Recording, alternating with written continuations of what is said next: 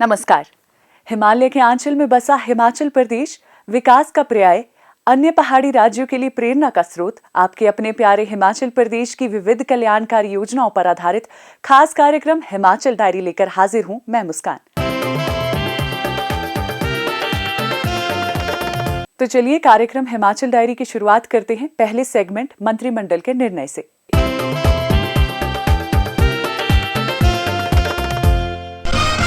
मुख्यमंत्री ठाकुर सुखविंदर सिंह सुक्खू की अध्यक्षता में आयोजित राज्य मंत्रिमंडल की बैठक में आपदा प्रभावित परिवारों को घरेलू सामान के नुकसान की भरपाई के लिए मिलने वाली धनराशि 70,000 रूपए से बढ़ाकर 1 लाख रूपए करने का निर्णय लिया।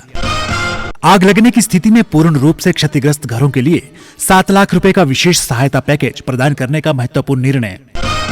प्रदेश में आपदा की स्थिति के दौरान हेलीकॉप्टर सेवाएं उपलब्ध करवाने के लिए वायुसेना को 4 करोड़ 32 लाख रूपए स्वीकृत किए गए। मंत्रिमंडल ने राज्य में पंचायतों के पुनर्गठन का निर्णय लिया। मनरेगा के अंतर्गत 150 दिनों का रोजगार उपलब्ध करवाने का निर्णय लिया गया। व्यक्तिगत कार्यों के अंतर्गत रिटेनिंग वॉल निर्मित करने के लिए 2 लाख रुपए तक की राशि प्रदान करने का निर्णय। मंत्रिमंडल ने स्वास्थ्य संस्थानों में बेहतर रोगी सेवा सुनिश्चित करने के उद्देश्य से स्वास्थ्य विभाग में 1000 रोगी मित्रों की नियुक्ति करने का निर्णय लिया। मंत्रिमंडल ने पुलिस विभाग में कांस्टेबल के 800 पदों के सृजन एवं भरने को स्वीकृति प्रदान की।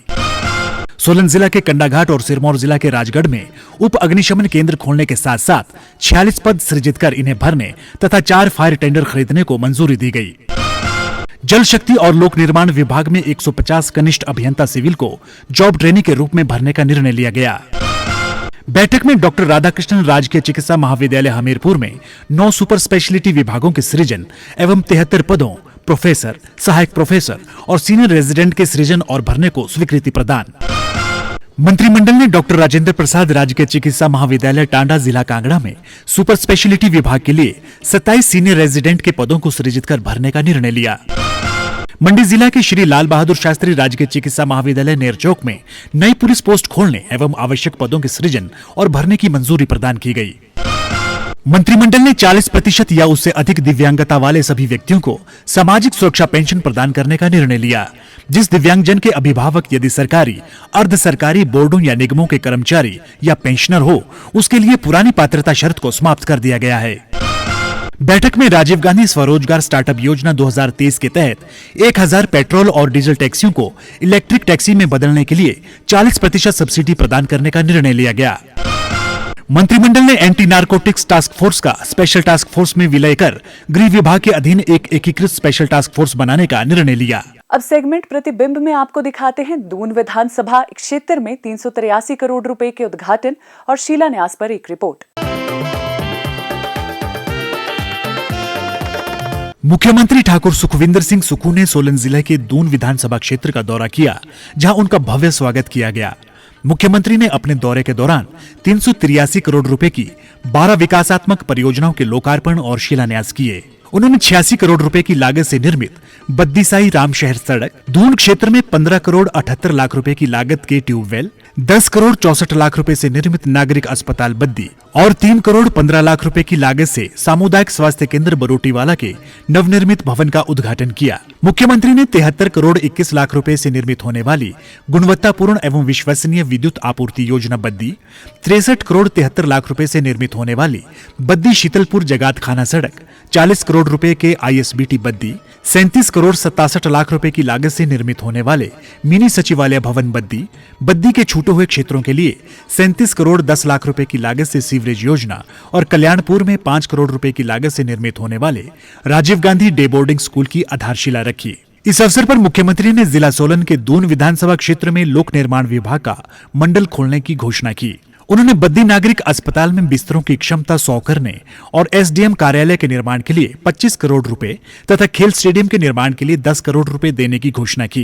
उन्होंने कहा, हमने कहा कि गांव के बच्चों को, आम परिवार के बच्चों को भी एक अच्छे स्कूल की शिक्षा नीति आगे बढ़ेगी।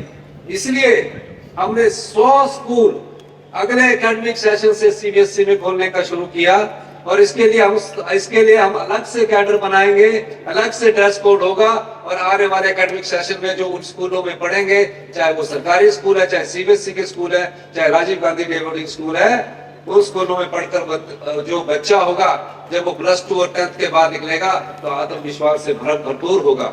मैं जीएसएस बद्दी को, जीएसएस भरोटीवाला को और जीएसएस चंडी को भी सीबीएसई करने की घोषणा करता हूँ। हमने सरकारी क्षेत्र में अभी 800 पटवारी के पद भरने जा रहे हैं, 800 और पुलिस कांस्टेबलों की भर्ती करने जा रहे हैं, 400 असिस्टेंट स्टाफ नर्सेस की भर्ती करने जा रहे हैं और 600 के करीब TGT medical, TGT non medical की भर्ती करने जा रहे हैं। आप कंपटीशन दीजिए। ये वो सरकार है जो पारदर्शिता में विश्वास रखती है। ये पिछली भारतीय जनता पार्टी की सरकार नहीं है जहां हमीरपुर के सबऑर्डिनेट सिलेक्शन बोर्ड में पेपरों को बेच दिया जाता था और हमने उस बोर्ड को भंग किया। आज हमने वो सारा बोर्ड कंप्यूटर बेस पर कर दिया है। आने वाले समय में कोई भी आपको ऐसी शिकायत नहीं आएगी कि पेपर बेचे गए हैं। इसमें कोई दो राय नहीं है कि आने वाला समय हिमाचल प्रदेश की जनता का होगा, हिमाचल प्रदेश के लोगों का होगा। जब आप आज से ठीक 2032 में आप बड़ी खुशी से होकर जाएंगे कि हम उस समृद्धशाली हिमाचल प्रदेश से आए हैं जहां सबके हाथ में पैसा होगा। हमारी नीतिगत बदलाव से और व्यवस्था परिवर्तन से ये सब होने जा रहा है। हिमाचल प्रदेश विधानसभा के शीतकालीन सत्र में भाग लेने के लिए मुख्यमंत्री कांगड़ा जिले के धर्मशाला पहुंचे। देखते हैं सेगमेंट प्रतिबिंब में। गत दिनों मुख्यमंत्री ठाकुर सुखविंदर सिंह सुक्खू विधानसभा शीतकालीन सत्र में भाग लेने के लिए कांगड़ा जिला के धर्मशाला पहुंचे। इस अवसर पर गणमान्य व्यक्तियों ने उनका गर्मजोशी से स्वागत किया। धर्मशाला में मुख्यमंत्री ने पत्रकारों से अनौपचारिक बातचीत करते हुए कहा, खासकर इस शीतकालीन सत्र पहले रखने का मकसद क्या है। हमारा उद्देश्य था कि जो होटल टूरिज्म कांगड़ा में है, जब भी ये शीतकालीन सत्र होता था तो न्यू ईयर क्रिसमस के समय होता था, उन होटल वालों की बुकिंग कैंसिल होती थी।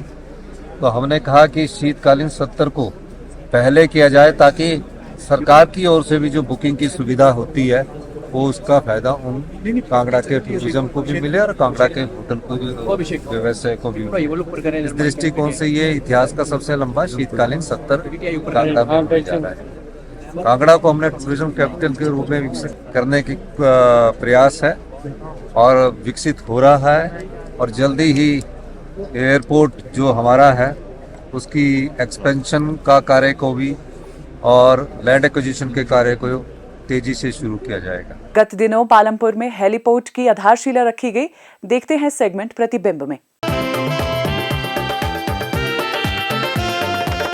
मुख्यमंत्री ठाकुर सुखविंदर सिंह सुक्खू ने पालमपुर के अपने एक दिवसीय दौरे पर 19 करोड़ 77 लाख रुपए की लागत से निर्मित होने वाले पालमपुर हेलीपोर्ट की आधारशिला रखी। हेलीपोर्ट में यात्री टर्मिनल भवन, फायर स्टेशन, उपयोगिता भवन और यात्रियों के लिए अन्य सुविधाएं उपलब्ध होंगी। मुख्यमंत्री ने जनसमूह को संबोधित करते हुए कहा कि इस हेलीपोर्ट को अगले वर्ष अप्रैल तक पूरा कर दिया जाएगा, जिसके पश्चात चंडीगढ़ और शिमला के लिए किफायती किराए पर हेलीकॉप्टर सेवाएं शुरू हो जाएंगी। मुख्यमंत्री ने कहा, यहाँ एक हेलीपोर्ट का निर्माण किया जा रहा है।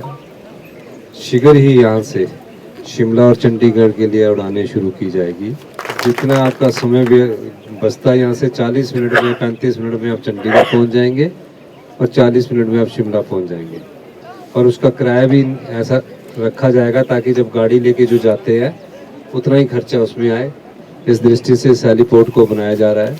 इस पूरे क्षेत्र को हम पर्यटन की दृष्टि से आगे लाना चाहते थे। इस 3000 कनाल पर हम एक बहुत बड़ा पर्यटन का केंद्र बनाना चाहते हैं, जिसमें आपके इस क्षेत्र की सारी जो पूरे कांगड़ा जिला की है वो अर्थव्यवस्था में बहुत बड़ा परिवर्तन आएगा। मुख्यमंत्री ने सामुदायिक स्वास्थ्य केंद्र गोपालपुर का भी निरीक्षण किया और मरीजों और कर्मचारियों से बातचीत की। शिमला में पूर्व प्रधानमंत्री श्रीमती इंदिरा गांधी को उनकी जयंती पर पुष्पांजलि अर्पित की गई। देखते हैं सेगमेंट प्रतिबिंब में। गत दिनों शिमला में भारत की प्रथम महिला प्रधानमंत्री श्रीमती इंदिरा गांधी की जयंती पर मुख्यमंत्री ठाकुर सुखविंदर सिंह सुक्खू, उनके मंत्रिमंडलीय सहयोगियों, विधायकों और अन्य गणमान्य व्यक्तियों ने उनकी प्रतिमा के समक्ष उन्हें पुष्पांजलि अर्पित की। मुख्यमंत्री ने राष्ट्र के विकास में इंदिरा गांधी के योगदान को याद करते हुए कहा कि उनके दूरदर्शी निर्णयों ने भारत को मजबूत आधार प्रदान कर सशक्त बनाया। उन्होंने कहा, वो देश की पहली महिला प्रधानमंत्री बनी और देश की एकता और अखंडता के लिए उन्होंने अपने प्राणों का न्यौछावर कर। आज जो बांग्लादेश उपजा है वो श्रीमती इंदिरा गांधी की सोच थी। हमें उनके बताए हुए रास्ते पर चलना है और वो हमारी सभी कांग्रेस पार्टी की प्रेरणा की स्रोत है। अब सेगमेंट श्रम से संपन्नता में आपको दिखाते हैं कि कैसे जिला कुल्लू जापानी फल के उत्पादन का प्रमुख केंद्र बनकर उभर रहा है। देखते हैं एक रिपोर्ट।